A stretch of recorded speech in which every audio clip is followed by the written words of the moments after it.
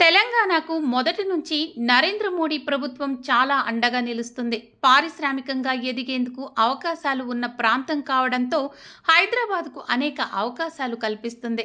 తాజాగా రఫేల్ యుద్ధ విమానాలు విడి పరికరాలు ఉత్పత్తి కేంద్రాన్ని హైదరాబాద్కు కేటాయించారు. ఒక రకంగా చెప్పాలంటే ఫ్రాన్స్కు బయట ఇటువంటి విడిభాగాల తయారీ యూనిట్ పెట్టడం ఇదే ప్రథమం అనుకోవాలి. హైదరాబాద్లో మొదటి నుంచి డిఫెన్స్ పరికరాలను పెద్ద ఎత్తున తయారు చేస్తూ వస్తున్నారు. తాజాగా రఫేల్ యుద్ధ విమానాల విడిభాగాలు తయారీకి రంగం సిద్ధమైంది. రఫేల్ విమానాలకు అవసరమైన విడిభాగాలను ఇక్కడ తయారు చేస్తున్నారన్నమాట. ఇందుకోసం కేంద్ర ప్రభుత్వం వైపు నుంచి అనుమతులు లభించాయి. త్వరలోనే దీనికి సంబంధించిన అడుగులు ముందుకు పడుతున్నాయి.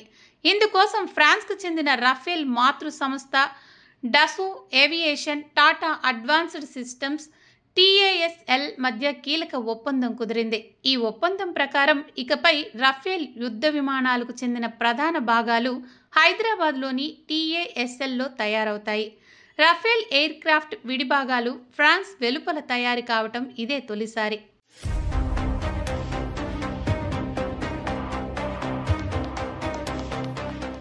ఆపరేషన్ సింధూర్ విజయవంతం కావడంతో రఫేల్ యుద్ధ విమానాలు కీలక పాత్ర పోషించాయి. ఈ యుద్ధ విమానాలు భారత రక్షణ వ్యవస్థలో అత్యంత కీలకంగా మారాయి.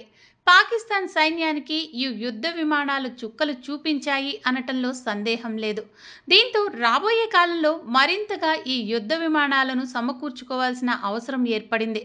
ఈ దిశగా హైదరాబాద్లో రఫేల్ యుద్ధ విమానాలు విడిభాగాలు తయారీకి శ్రీకారం చుట్టారు. యుద్ధ విమానాల తయారీలో మరింత వేగం పెంచేందుకు ఈ ఒప్పందం దోహదపడనుంది. 2028 ఆర్థిక సంవత్సరం నాటికి ఈ విడిభాగాల ఉత్పత్తిని ప్రారంభించాలని టాటా అడ్వాన్స్డ్ సిస్టమ్స్ లక్ష్యంగా పెట్టుకుంది. ఇందుకోసం అవసరమైన ఏర్పాట్లను సంస్థ వేగవంతం చేయనుంది.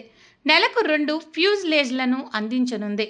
భారత రక్షణ రంగ చరిత్రలో ఈ ఒప్పందం ఓ మైలురాయిగా నిలుస్తుందని Tata advanced system limited CMD Sukaran Singh తెలిపారు.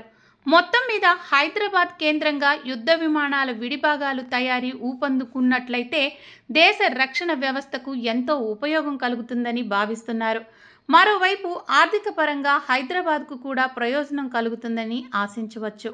మొత్తం మీద హైదరాబాద్ కేంద్రంగా యుద్ధ విమానాల విడిభాగాల తయారీ ఊపందుకున్నట్లయితే దేశ రక్షణ వ్యవస్థకు ఎంతో ఉపయోగం కలుగుతుందని భావిస్తున్నారు. మరోవైపు ఆర్థిక పరంగా హైదరాబాద్కు కూడా ప్రయోజనం కలుగుతుందని ఆశించవచ్చు.